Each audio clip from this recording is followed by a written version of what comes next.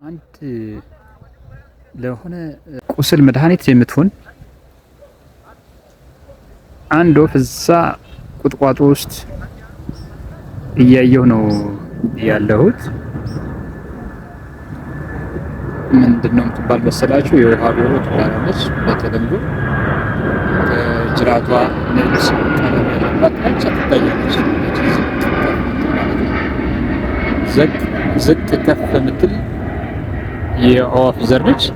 ይቺ የአዋፍ ዘር በተለይ በገጠራማ የሀገራችን አካባቢ በተለምዶ በልጆች የሚወጣ ወይም በልጆች ብቻ ሳይሆን በትልልቆቹም የሚከሰት ቺፌ ተብሎ የሚጠራ እንግዲህ ቋንቋው ምን እንደሆነ ለሁሉም በየአካባቢው የተለያየ መጠሪያ ሊኖረው ይችላል። ነገር ግን አንድ የጋራ የሚያደርገው ምንድነው ባታችን አካባቢ ላይ የሚከሰት በሽታ አለና ለሱ በሽታ ፍቱን መድኃኒት እንደሆነች እኔ በሙከራ ወይም ደግሞ በተግባር ስለማቀው የምታገኙት ሰዎች በተጠቀሙበት በጣም ፍቱን እንደሆነ ልነግራችሁ ወደድኩ። በሽታው በጣም አደገኛ በሽታ ነው በነገራችን ላይ።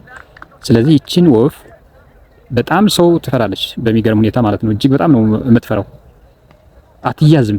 በጣም በማጥመድ ካልሆነ በስተቀር በጣም ከረጅም ጊዜ በፊት ነው ያው የቆሎ ተማሪዎች ናቸው አጋጣሚ ይዘው አምጥተውልን ለወንድሜ መድኃኒት የሆነችውና ያዳነችው ሌላ ወደ ሕክምናም ሳንወስደው የእሷን ስጋ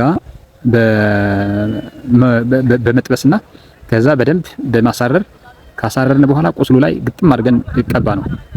ከዛ የረጅም ጊዜ ታሪክ ነው በነገራችን ላይ መነግራችሁ ያለ እዩት። በጣም ጥንቁቅ ናት። በጣም የነቃች ናት። በቃ አሁን እኔን አይታ ነው እንደዚህ የምትሆነው። አያችኋት አይደል? እዛ ጋር በጣም እኮ የምትገርም ናት።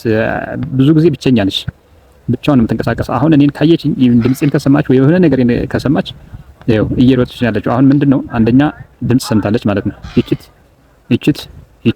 ይችት በሆነ አጋጣሚ ስላገኘኋት ነው። ይኸው እዛ አካባቢ የሚመጡ ሰዎች ስላየች ነው። እዚህ ውሃው ላይ ነው ያለችው። ይችት ይኸው ገባች። ይኸው አሉ ሁለት ናቸው በጣም በሚገርም ሁኔታ። ስለዚህ ተጠቀሙበት።